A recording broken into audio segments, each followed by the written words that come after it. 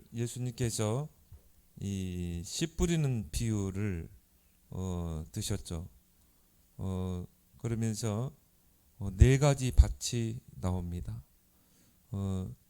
우리는 항상 이 네 가지 밭을 잘 볼 수 있어야 됩니다. 그게 바로 전도의 중요한 부분이죠. 그래서 전도를 하는 거 이전에 밭을 보는 눈이 열려야 돼요. 특히 오늘 23절에 보니까 좋은 땅에 뿌려진 것은 이 백배로 결실맺는다고 그랬죠. 우리 주변에 이 개혁성경에는 옥토라고 그랬죠. 이 옥토가 분명히 있는 것입니다. 그래서 우리가 왜 모든 사람과 좋은 관계를 맺느냐? 모든 사람을 우리가 이 관계 도표에 올려놓고 그 사람을 놓고 계속 기도하고 관계를 잘 맺느냐? 그 내 주위에 가장 가까운 사람 중에 이런 좋은 땅이 옥토가 분명히 있거든요. 지금은 길가밭이지만 하나님이 이 사람을 어떻게 어느 시간표에 갈급하게 할지 모르는 것입니다. 그래서 여러분들, 저와 여러분도 마찬가지잖아요. 또 우리 주변에 전도받아서 교회 온 사람들이 다 불신자 상태로 됐잖아요. 길가밭이었잖아요. 복음 전하면 완고했잖아요. 교회 욕하고 그랬잖아요. 근데 그 사람이 몇십 년이 지나오니 지금 교회에 와 있고, 그 사람이 지금 중직자 돼 있지 않습니까? 어떤 사람은 목사가 돼 있잖아요. 그죠? 그러니까 저 사람은 복음을 거부하니까 저 사람은 상종 못할 사람 아닙니다. 하나님이 언제 하나님이 사람을 갈급하게 할지 모르는 것이에요.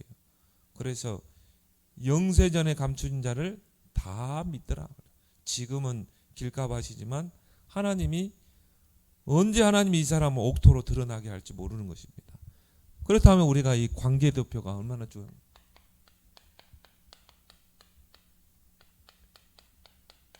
전도자의 삶의 중심축은 사모늘입니다. 그래서 우리가 말씀, 기도, 전도가 우리의 삶의 중심축이 되고, 우리는 늘 말씀 스케줄, 기도 스케줄, 전도 스케줄을 늘 가지고 있어야 돼요.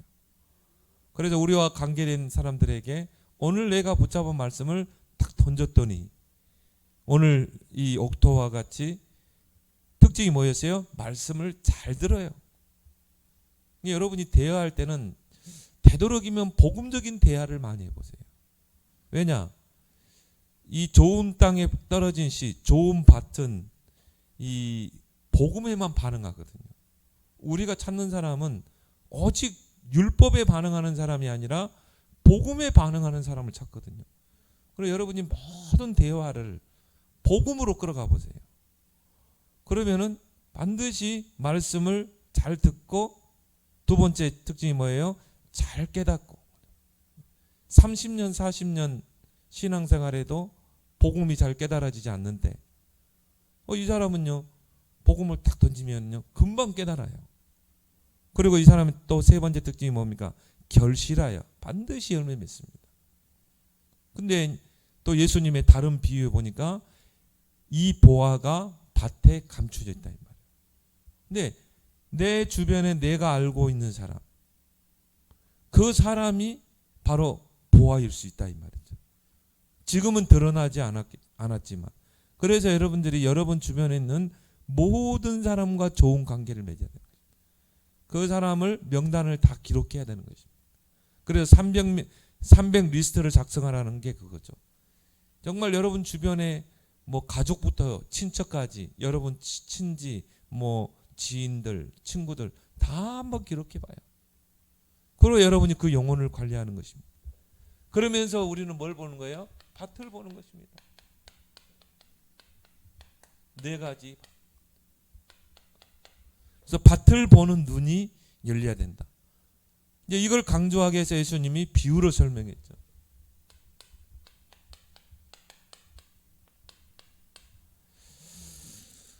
그래서 예수님께서 이 사복음서에 이 밭에 대해서 많이 언급을 했어요.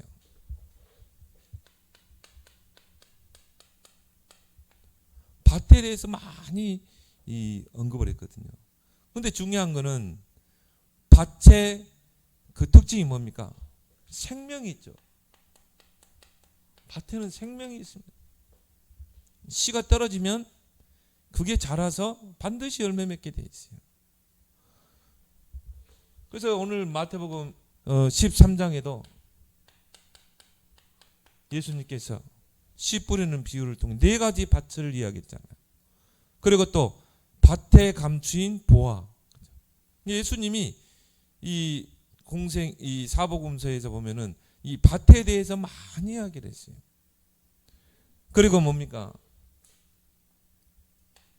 요한복음에 보니까 요한복음 4장 35절에 눈을 들어 밭을 보라. 희어져 추수하게 되었도다. 그러니까 예수님은요, 이 밭에 대해서 많이 설명하십니다. 이게 어떻게 보면 또 우리 마음이죠. 여러분들을 만나는 사람들의 마음, 이게 밭이잖아요. 그래서 저와 여러분들은 정말 이 전도자의 축복을 누리려면 4가지 밭을 보는 눈이 열려야 돼요.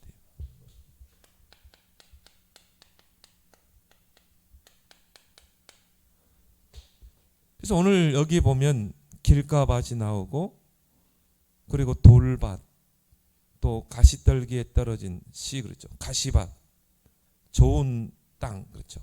4가지 밭이 나오잖아요. 근데 이거는요, 여러분들이 만나는 사람이 한 4종류의 사람이라 이 말이죠. 그래서 복음 전하면 완고하고 완강하게 거부하는 사람, 대부분 불신자죠. 그리고 이제 오늘 돌밭, 가시밭, 이거는 기존 신자라고 보면 돼요. 기존 신자들은 도무지 못 깨닫습니다. 좀 복음 깨닫다가도 그런 세상적인 염려, 그게 가득해요. 그러니까 이게 뿌리를 못 내리고 또 이게 자라지를 못해요. 근데 중요한 건 뭡니까? 좋은 땅에 뿌려진 씨. 여러분의 모든 포인트는 어디가 있어야 돼요? 좋은 땅, 옥토, 거기에 모든 게 가 있어야 돼요. 여러분들이 주변에 있는 모든 사람과 좋은 관계를 맺는 것도 결국은 이 감춰진 이 옥토 한 명을 찾기 위해서, 또 그 옥토가 길가밭 속에 있거든요. 지금은 길가밭이에요.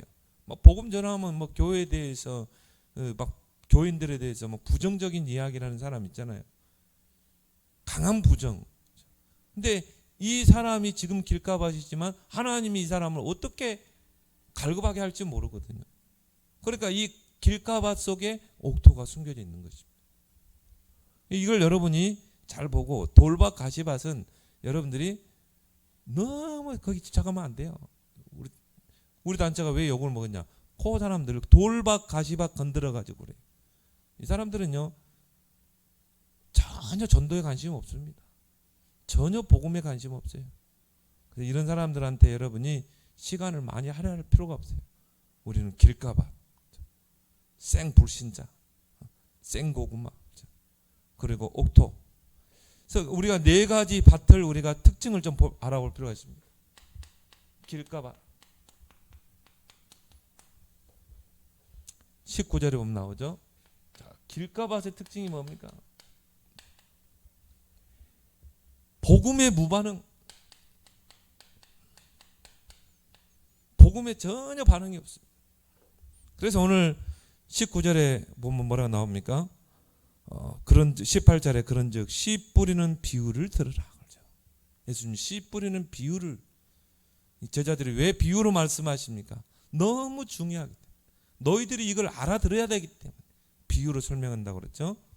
자, 19절에 아무나 천국 말씀을 듣고 깨닫지 못할 때 악한 자가 와서 그 마음에 뿌려진 것을 빼앗나니 이는 곧 길가에 뿌려진 자. 악한 자가 누굽니까? 영적으로 사단 마귀죠. 이게 우리가 복음을 던지잖아요. 복음의 씨를 뿌리잖아요. 그러면 이 사탄이 그 말씀을 다 빼앗아 갑니다. 그러니까 이런 사람들은요, 복음을 전하면 막 굉장히 무반응이에요. 전혀 복음에 막 그 복음을 완강하게 거부를 합니다. 그럴 수밖에 없죠. 왜요? 누가 있어요? 악한 자가 있기 때문에. 사단이 그 압이라, 마귀가 그가 압이기 때문에, 이 사단 마귀에 장악되어 있기 때문에 절대 복음이 안 들어가게 돼 있어요. 그래서 악한 자가 장악하고 있다. 그래서 강한 자를 먼저 결박을 하고 그랬잖아요. 세간을 따라하며. 그래서 굉장히 완고합니다.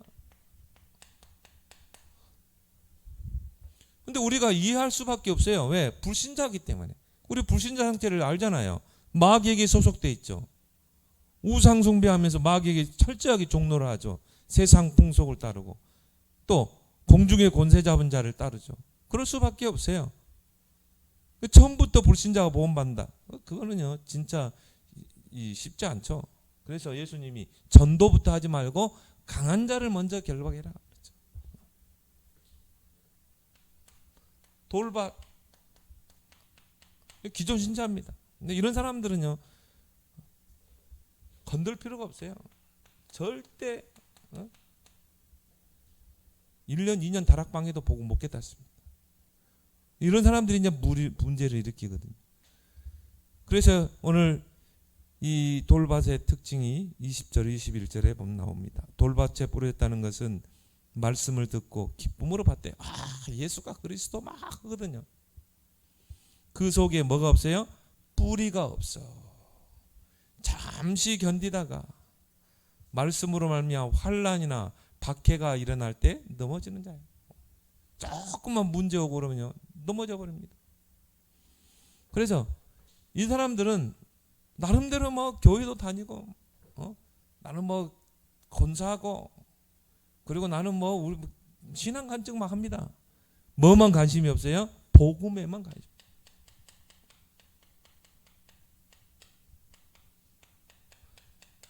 나름대로 교회도 다니고 나름대로 뭔가 이 헌금 생활도 하는데요. 복음에만 무관심이에요. 이런 사람 다락방은 특징 뭡니까? 졸아요. 막 신앙 자랑하다가요. 복음 이야기할 때는 졸아. 복음에 전혀 무관심. 절대 뿌리 못 내립니다. 씨가 밭에 떨어졌는데 뭐가 기운을 맡고 있어요? 돌이 딱 있어가지고 이게 뿌리를 못 내리는 거예요.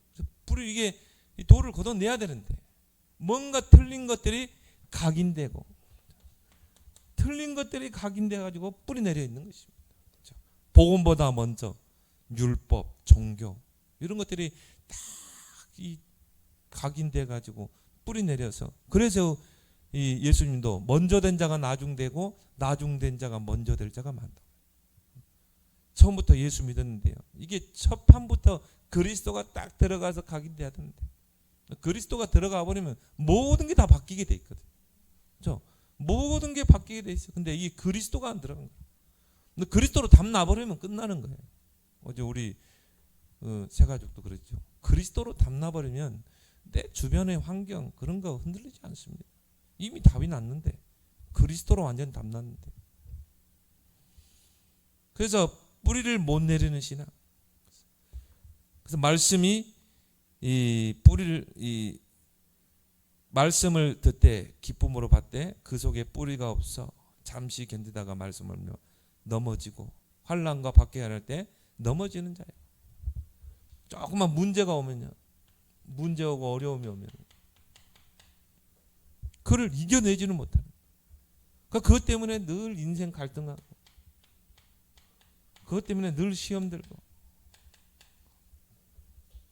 돌밭의 특징이죠. 세 번째 뭡니까? 가시밭.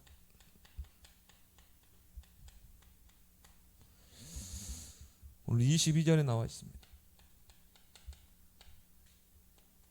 가시밭의 특징이 뭡니까? 복음에 여기도 똑같아요. 복음에 무관심. 복음에 관심 없습니다. 22절에 보면 가시떨기에 뿌렸다는 것은 말씀을 들으나 세상의 염려, 재물의 유혹에 말씀이 막혀 결실하지 못한 자.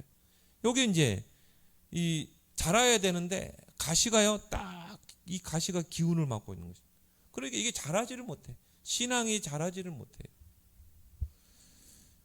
그래서 성장이 안 되는 것입니다. 신앙 성장이 안 되는 거예요. 이게 자라야 이게 나무가 돼서 열매를 맺을 거 아닙니까? 이게 신앙 성장이 안 되는 거예요. 그런데 왜 신앙 성장이 안 됩니까? 염려라는 가시가 딱 이렇게 성장을 못하게 하는 것입니다. 세상의 염려. 여러분은 모든 염려를 다 주님께 맡기길 바랍니다. 내가 그거 세상 짐을 짊어질 필요가 없어요. 수고하고 무거운 짐자들아 다 내게로 오라. 내가 너희를 쉬게 하리라.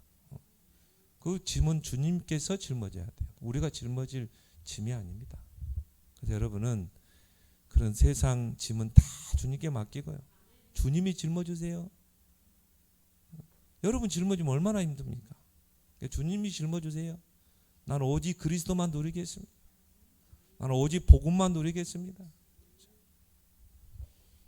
재물의 유혹에 말씀을 아직도 뭔가 영적인 축복을 누리지 못하고 우리에게 성삼위 하나님의 축복, 보좌의 축복 이런 것들이 우리 다 완 있는데 아직은 재물의 유혹, 육적인 신앙, 세상 염려,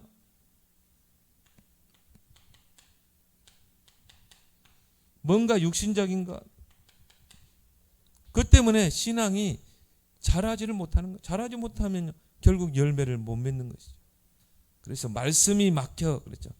말씀이 막혀 이게 결실하지 못하는 자예요. 하나님이 원하시는 밭은 뭡니까? 좋은 땅에 떨어진 옥토. 자, 옥토의 특징을 한번 봅시다. 23절에 보니까 좋은 땅에 뿌려졌다는 것은 첫 번째 특징이 뭡니까? 말씀을 잘 들어요. 그러니까 여러분이 그리스도 복음만 딱 전하면요, 막 굉장히 반응이 좋은 사람이 있습니다. 다른 것에, 그러니까 이런 사람들은 다른 것에는 반응을 보이잖아요. 오직 그리스도의 복음에만 반응을 보입니다. 그 사람이 이제 그 사람을 찾는 거예요. 이게 그리스도를 딱 던졌을 때, 복음을 던졌을 때 딱 반응을 보여. 야, 정말 예수가 그리스도구나. 나에게 있는 이 모든 문제 해결자구나. 그 사람을 보고 뭐라고 그러죠? 복음에 답났다고 그러죠. 이게 복음에 답이 딱 나버리는 사람. 이게 제자예요. 제자는 다른 게 아닙니다. 그리스도로 완전 답난 자. 그러면 인생의 모든 표대가 다 바뀌죠. 오직 하나님 나라. 방법도 오직 성령, 기도하게 되어 있습니다. 이 사람을 하나님이 예비해놨다 이 말이에요. 하나님이 예비한 그 옥토. 그래서 말씀을 잘 듣고요. 뭐 복음을 얼마나 잘 깨닫는지 몰라. 요 사람들은요 전혀 못 깨닫습니다. 돌박하시와. 뭐 20년, 30년 신앙생활해도 이걸 깨닫지 못하는데요. 이 사람은 불신자인데 시간표가 된 사람은 복음만 딱 던져버리면요 너무 잘 깨달아. 아, 정말 예수가 이 사탄 죄 지옥 문제 해결한 그리스도구나. 모든 문제 해결자구나. 이 사람은요 바로 전도자로 바뀝니다. 전도는 훈련으로 되는 게 아니에요. 바로 그 다음날 바울이 다메섹에서 그리스도를 만나고 아나니아에게 팀사역, 하룻밤 팀사역 받고 그 다음날 바로 핍박자가 전도자로 바뀌어버렸잖아요. 이 사람은 바로 결실을 맺습니다. 근데 기본이 뭐예요? 100배. 그래서 여러분이 모든 대화를 오직 복음으로 끌고 와야 돼요. 우리는 그 모든 우리의 모든 이 삶이 전도의 방향 맞춰져야 되기 때문에 오늘 하루 나를 만나는 모든 사람 속에 제자가 있다. 옥토 제자. 그러면 여러분이 대화가 달라지는 것입니다. 오늘 강단의 말씀을 가지고 대화를 하고 복음을 가지고 대화를 나눠보세요. 의도적으로라도. 그러면요 진짜 이런 사람들이 딱 온다니까. 여러분이 오늘 딱 결심해봐요. 내일부터 나는 오직 그리스도의 복음으로 모든 사람과 대화를 나누겠다. 그리고 여러분이 기도해보세요. 하나님, 내일부터 나의 모든 대화의 핵심은 그리스도가 되게 해주십시오. 강단의 말씀이 되게 해주십시오. 만나는 모든 사람에게 그리스도로 대하게. 그러면 하나님이 여러분에게 이런 사람 만나게 합니다. 루디아 같은 사람을 딱 만나게 합니다. 루디아가 딱 바울이 던지는 복음에 금방 반응을 일으키잖아요.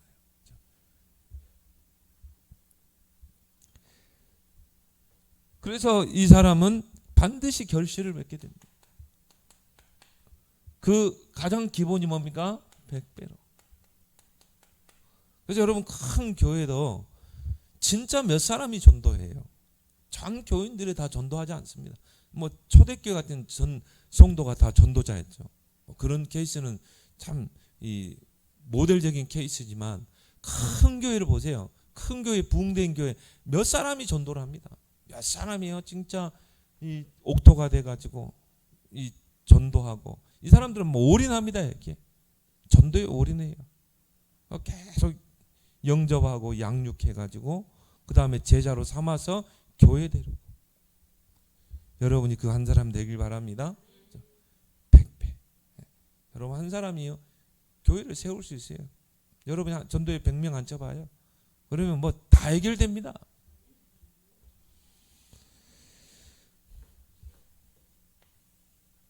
그래서 여러분이 만나는 모든 사람은 네 부류의 사람이다. 근데 중요한 거는요, 이 길가밭이 거의 90%입니다.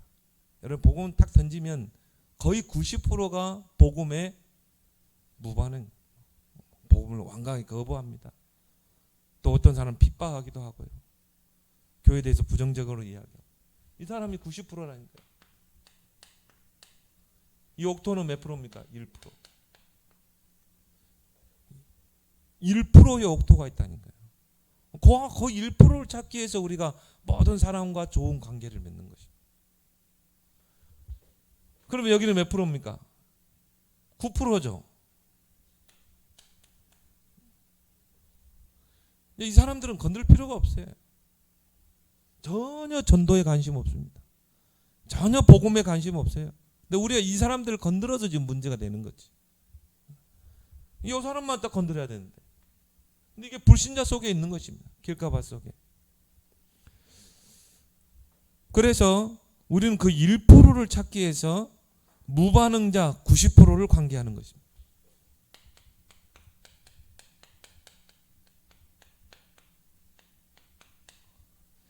이 무반응자 90% 안에 1%가 있다니까요. 1%의 숨겨진 보화가 있는 것입니다. 그래서 또 예수님이 또 13장에 딱 들어가니까 밭에 감추인 보화가 나오잖아요. 또 그물이 나오고 또 누룩 비유가 나오고 겨자씨 비유가 나오고 이게 다 전도와 관계되어 있는 부분인 것입니다. 근데 중요한 거는 이 밭에 감추인 보화, 그렇죠. 또 로마서 16장 25절 27절에 보니까 정말 영세전에 감춰져 있는, 영세전에 감춰졌다가 하나님이 계시로 드러내는 것입니다. 어떤 사람에게? 이 밭을 보는 눈이 열린 사람에게 하나님이 계시로 드러내는 거예요. 이 옥토를 그 사람에게 붙인다 이 말이죠.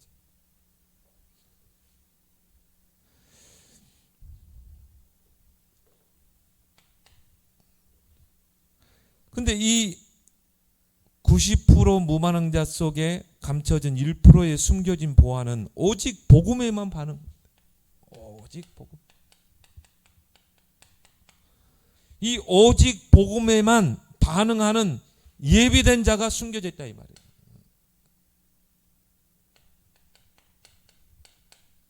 예비된 자는 뭔 말입니까? 하나님의 손 안에 있는 자입니다.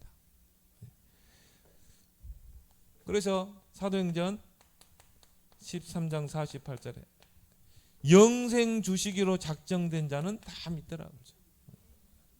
그 말은 뭡니까? 구원받을 영혼이 하나님의 손에 있다. 그래서 작정된 자, 하나님이 딱 준비된 자, 누구에게? 오직 복음만 딱 전하는 자에게 하나님이 딱 복음 받을 시간표를 움직이시는 것입니다. 아까 이야기했던 로마서 16장 25절 20절 영세전에 감춰졌다가 계시로 드러낸다고 그랬어요. 하나님이 딱 제자가요 딱 드러나는 것입니다. 오직 이 밭을 보는 눈이 열리는 자, 그리고 오직 복음으로 나는 모든 대화를 할 것이다. 그래서 여러분이 오늘의 말씀을 묵상하면서 거기서 키워드를 딱 붙잡으라는 것입니다. 유 목사님도 한 단어를 붙잡으라고 그랬죠. 그래서 그 단어를 키워드를 가지고 여러분 만나는 모든 사람과 대화를 나눠봐요. 나는 오늘 기도 수첩을 하다가 이 말씀의 은혜를 받았다.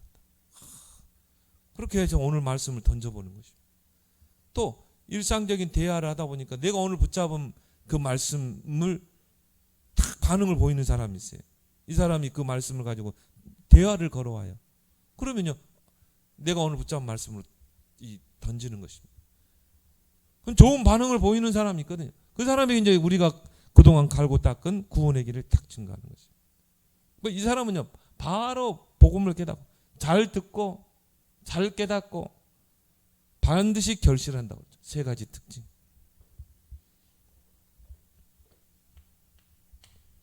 마태복음 13장 44절에서 48절에 보니까 밭의 감추인 보화. 하나님이 딱 밭에 감춰놓다가 정말 이 밭을 보는 눈이 열린 사람에게 딱 드러나게 하는 것입니다. 이게 보화가 감춰져 있는 거예요. 여러분 주변에 이 1%의 옥토가 딱 감춰져 있는 것입니다. 아무나 하나님이 만나지 않게 하십니다. 보화를 아무에게나 만나게 하겠습니까? 하나님의 손안에는 정말 생명운동, 능력운동, 100배 전도운동을 일으킬 그 보화 제자를 아무에게 만나게 하겠습니까? 그렇죠? 그래놓고 드러내는 거예요. 값진 진주. 근데 우리는 이게 진주를 분별 못 하잖아요. 근데요, 진짜 진주를 분별하는 사람은 진주를 알아보게 돼 있어요. 여러분이 제자가 되면, 참 제자가 되면 제자를 보게 돼 있는 것입니다. 알아보게 돼 있는 것입니다. 그래서 여러분이 중요한 거죠. 여러분이 제자 되길 바랍니다. 그래서 어느 날 이 값진 진주를 발견했어요. 어떻게 합니까? 전 재산을 팔아서 그 진주를 사는 거죠. 그 제자 한 명을 찾기 위해서 내 인생 모든 걸 다 올인해버리는 것입니다. 그물 비유. 왜 예수님이 또 그물 비유를 이야기했습니까? 여러분이 큰 고기를 잡으려면 어떻게 해야 돼요? 배를 준비하고 그물을 준비해야 되잖아요. 그렇게 해서 그물을 내려쳐가지고 뭡니까? 싹 끌어올리는 것입니다. 그 속에는요, 이런 길가밭도 있고요.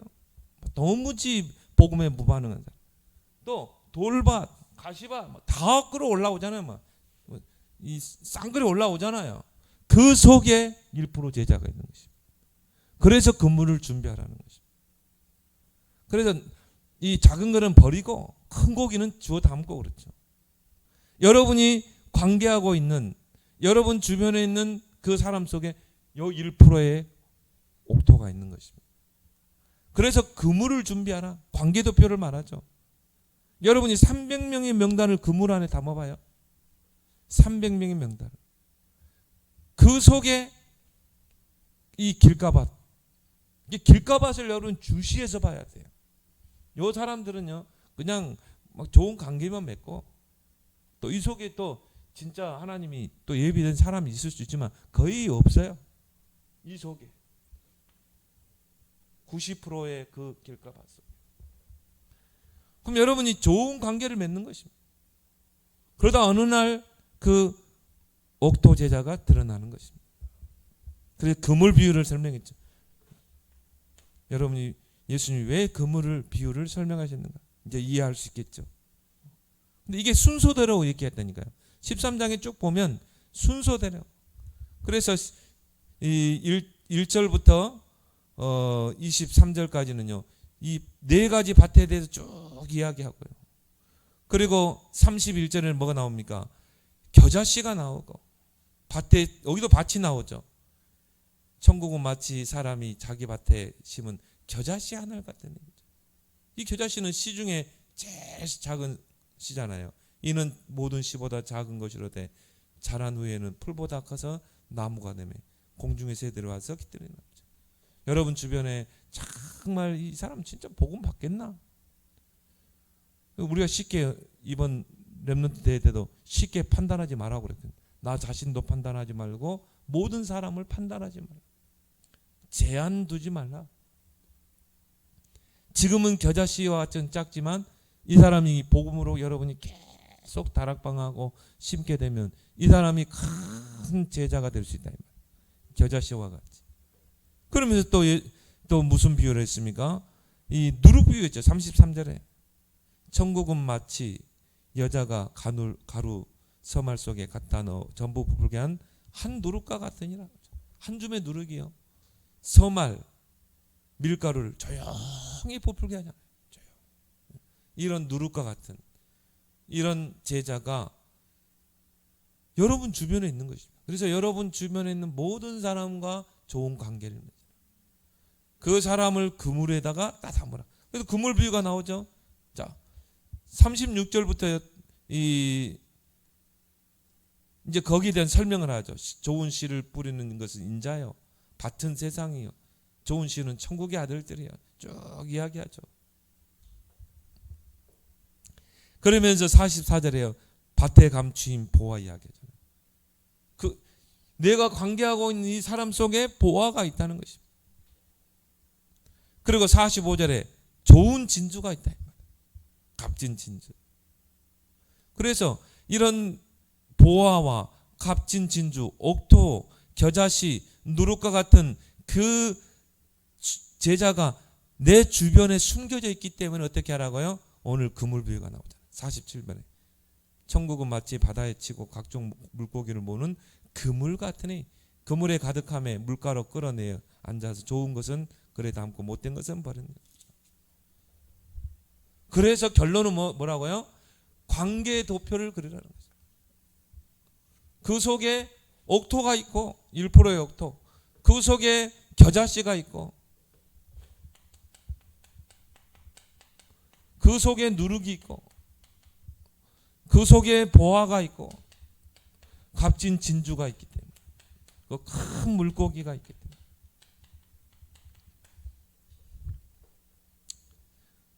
그래 결국 이런 제자들이 있기 때문에 뭘 준비해라? 그물을 준비해라. 그게 오늘 마태복음 13장 1절에서 58절에 비운 것입니다. 여러분 오늘부터 그물 준비하길 바랍니다. 진짜 여러분 주변에요. 한번 다 적어봐야 합니다.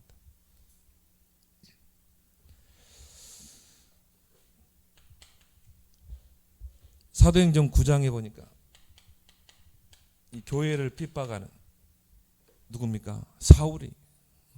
그게 하나님을 기쁘게 하는 거라고 알았거든요. 그러고 예수를 핍박하고 교회를 핍박하고 교회를 무너뜨리는데 앞장을 섰잖아요. 근데 이 사울이 교회를 핍박하던 사울이 전도자가 될 줄 누가 알았겠습니까? 다메섹 도당에서 하나님이 완전히 꺾어버리잖아요. 그래놓고 누구에게 붙였습니까? 아나니아에게 붙이죠. 왜? 그 다메섹 지역을 담당하는 전도자가 누구예요? 바로 아나니아입니다. 근데 이 아나니아는 어떤 사람입니까? 70인의 역할을 하는 중지자입니다. 그리고 요즘 나오는 계속 메시지가 나오죠. 70인의 역할을 감당하라. 70인의 역할. 그래서 70 제자를 세우고 70 지역을 복음으로 살리고 70 종족을 살릴 수 있는 복음으로 70 나라 살리는 거죠. 이 아나니아와 같은 이런 중요한 전도자, 중직자가 이 다메섹이라는 지역을 가슴에 품고 거기서 뭐였어요? 지역 다락방을 한 것입니다. 그러니까 하나님이 이 다메섹에서 바울을 꺾은 거예요. 그리고 누구에게 붙입니까? 아나니아에게 붙이죠. 그 아나니아가 하룻밤 바울에게 팀사에게 했는데 그 다음날 즉시 핍박자가 전도자로 바뀌어버려요. 여러분이 바로 이런 사람 되기 바랍니다. 정말 70인의 요즘 계속 나오는 메시지 아닙니다. 나는 70인의 역할을 할 수 있는 그런 전도제자 될 것이다. 중직자가 될 것이다.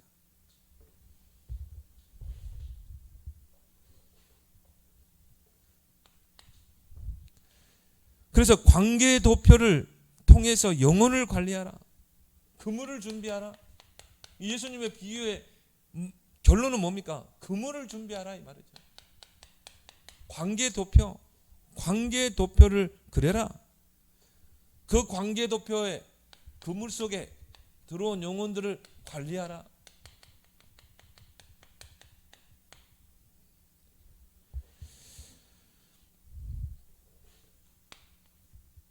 데살로니가전서 1장 3절 세 가지 복음의 원색을 가지고 믿음, 소망, 사랑, 이 세 가지 복음의 원색을 가지고 관계하라. 믿음을 가지고 계속 관계하면 반드시 거기에는 성령이 역사하게 돼 있어요.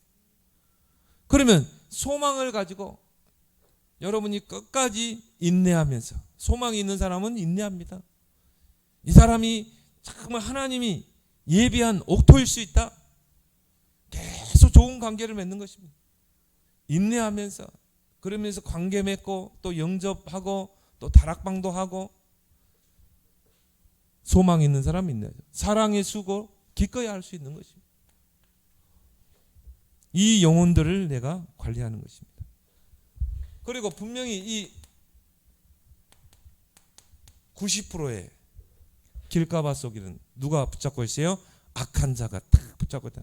복음만 던지면 탁 잡아먹고, 또 복음 던지면 탁 뺏어가고. 그럼 어떻게 해야 돼요? 강한 자를 결박해야 되겠죠. 강한 자를 결박하지 않고는 세간을 흑탈할 수 없습니다. 그래서 여러분이 그 대상자들을 다 그물에 전도도표에 담아놓고 하루에 한 번씩만 놓고 영적 싸움을 해보세요. 그리스도로 결박될지어다. 그리스도 이름의 권세를 가지고 결박될지어다.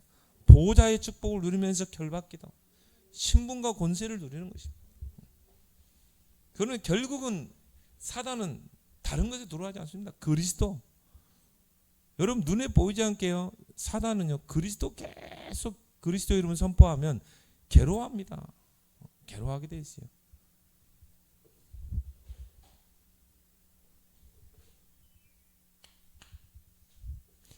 그래서 예비된 자는 반드시 하나님의 시간표를, 하나님께서 시간표를 움직이게 돼 있어요.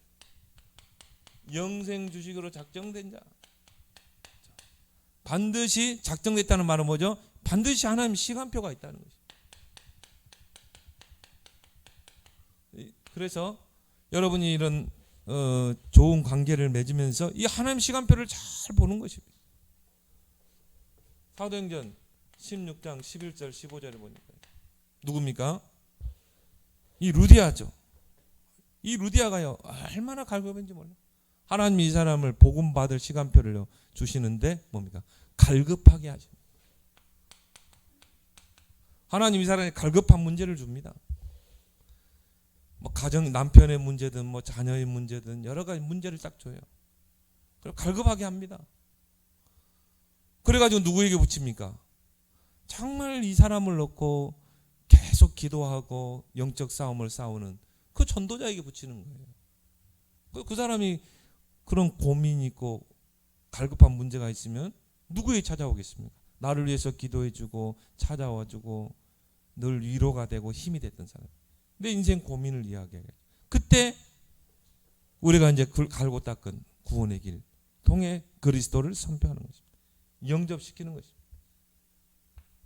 이 갈급하게 된 게 하나님 시간표예요. 갈급하지 않으면 절대 복음 받아들이지 않습니다. 이 완고한 사람이 이 무반응 사람, 이 여러분이 복음 던진다고 이렇게 받아들입니까? 악한 자가 다 막 쪼아 먹어버리는데, 근데 갈급했다는 말은 뭡니까? 이 사람을 잡고 있는 사단이 항복하고 떠나갔다는 거예요. 그때 하나님이 딱 복음을 던지면 막 이제 나를 주 믿는 자로 알거든. 내 집에 들어오라 이거. 아까 전한 복음 다시 자세히 구체적으로 설명해 달라는 거죠. 이걸 잘 볼 수 있어야 돼요. 그래서 갈급한 자, 충성된 자, 사명자를 잘 봐야 됩니다. 그래서 전도 대상자를 가슴에 품고 기도하며 우리는 좋은 관계를 맺는 것입니다.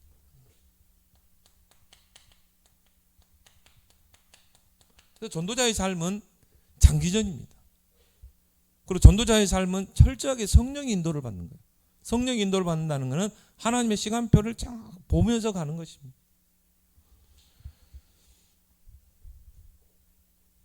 그래서 3 컨택트라고 있죠.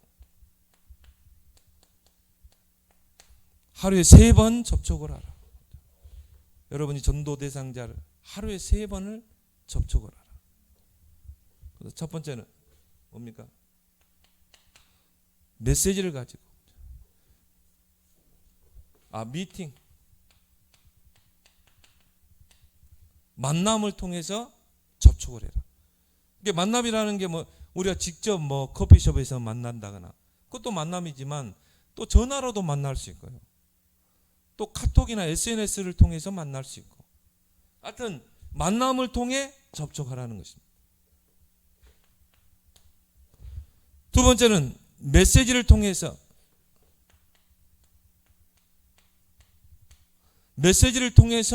접촉을 하라. 그래서 이 사람에게 오늘 꼭 내가 붙잡은 말씀을 전달해 주는 것입니다. 직접 만나서 전달하든, 메시지를 통해 접촉하면서 전달하든지, 아니면 전화로, 아니면 카톡으로. 그래서 이 사람이 하루에 3번을 나와 접촉할 수 있도록. 왜 이게 중요하냐면 이 사람은요, 순간순간 사단이 속이거든요. 세 번째는 뭘 통해 접촉합니까? 기도를 통해 접촉하라. 기도를 통해서 접촉하라. 이 대상자를 놓고 기도하는 것입니다. 하루에 한 번은 내가 기도하면서 접촉하는 것입니다. 그래서 MMP 전략으로 하죠. MMP 전략을 가지고 하루에 3번 접촉을 하라. 이걸 잘하는 선교단체가 이 CCC 내비게이터 아닙니까? 전에 전도자도 이야기했죠. 한 사람 병원에 입원했습니다. 아침 출근하면서 병원 찾아가서 위로하고 기도해주고, 또 점심 때 잠깐 시간 내가지고 또 찾아가. 그리고 퇴근하고 집에 가면서 또 병원 찾아가가지고 또 말씀 주고 기도해주고. 그럼 어떻게 되겠습니까? 이 사람 퇴원할 때쯤 되면 어디로 가겠어요? 그 사람 교회로 가는 것입니다. 그래서 여러분이 하루에 3번 접촉, 이 MMP 전략을 통해 3번 접촉해 보세요.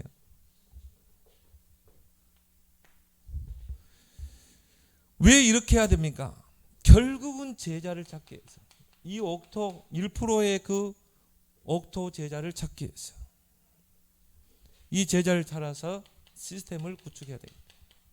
결국 우리가 하는 전도는 시스템 전도입니다. 예수님도 제자를 삼고 그걸로 끝난 게 아니라 세례 주고 가르쳐 지키게 하라. 거기까지 가야 되거든요. 제자를 찾아서 시스템을 세워서 어떻게, 그래야 지속할 수 있습니다. 재생산할 수 있어요. 지속해야 돼요. 재생산해야 되거든요. 또 다른 사람이 가르쳐 지키게 하라. 그리고 전도 운동을 확산시켜야 되기 때문에. 그래서 여러분이 이 그림을 좀 볼 필요가 있어요. 역삼각형이죠. 여러분과 관계된 모든 사람들을 다 명단을 기록하라. 그리고 MMP 전략을 통해서 하루에 3번 접촉하면서 좋은 관계를 맺으라. 그러면 거기에서 가능성 있는 사람들이 나오게 됩니다. 가능성 있는 사람. 그러면 시간표에 따라서 영접 운동을 하고 다락방을 하고, 그 영접시고 다락방 하는 목적이 뭡니까? 요 제자를 찾기 위해서 다락방 하는 거죠. 맨투맨 다락방. 근데 다락방 하는데 이 사람이 그리스도로 딱 답이 났어요. 그때 하는 게 팀사역인 것이. 메시지를 확립시키고 현장에서 현장 보는 눈을 열어주고 데려다니면서 구원의 길 제시하는 거, 영접하는 거, 다락방. 왜? 이 사람은 앞으로 조장이 되든지 사역자가 되든지 EBS 사역 요원이 될 수 있기 때문에, 때로는 새가족 사역자 수련회 때 훈련 때 데리고 가서, 왜? 이 사람은 이제 EBS 요원이 돼. 그래서 우리 새가족 사역자 수련회가 있는 것입니다. 훈련이 있는 것이죠. 이걸 왜 합니까? 결국은 제자를 통한 시스템을 세워야 되기 때문에. 그런 과정을 통해서 뭐가 나와요? 제자가 나오는 것입니다. 자, 1%의 제자가 내 그물 속에 있다가 가능성 있는 사람을 통해 영접 다락방 팀장은 딱 제자가 나오죠. 그러면 그때 하는 게 뭡니까? 캠프를 합니다. 캠프 계획을 세우는 것입니다. 이 사람 집을 중심으로 시스템을 세우잖아요. 루디아와 그 빌보 지역의 지역 다락방 시스템을 세워야 되죠. 그래서 하는 게 그냥 캠프인 것입니다. 그렇게 해서 시스템을 구축하는 것입니다. 바울이 시스템을 구축하고 데살로니가 지역으로 딱 넘어가게 되죠. 이게 바로 뭡니까? 제자를 찾는 전도 여행입니다. 그래 결국 뭡니까? 제자를 찾아서 시스템을 구축하는 것입니다. 그렇다면 여러분의 이제 명단 속에 그 영혼들을 관리하면서 가능성 있는 자를 선별하여 관리하라. 가능성. 이 사람들을 선별해야 돼요.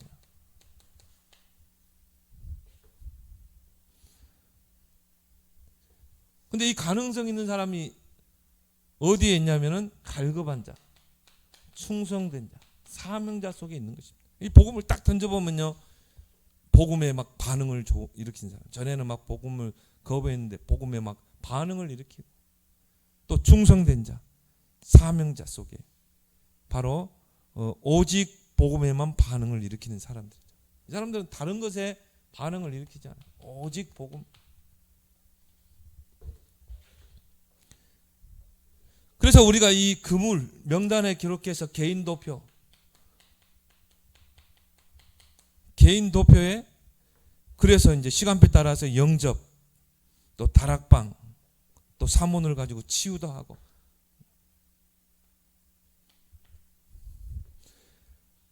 근데 여기서 이제 딱 답이 났어요. 다락방을 통해 딱 답이 났다 이 말이에요. 그러면 아까 이야기했던 것처럼 이제 팀 사역을 하는 것입니다. 팀 사역을 하는 목적이 뭡니까? 이제 확산시켜야 되거든요. 전도운동 확산시키고 파급해야 되기 때문에 시스템을 세워서, 그래서 이제 팀 사역을 합니다. 그래서 팀 합숙 때 이제 이런 메시지들이 많이 나오죠. 그래서 팀 사역을 통해서 이 사람의 성향에 따라서 조장을 할 사람이 있고요.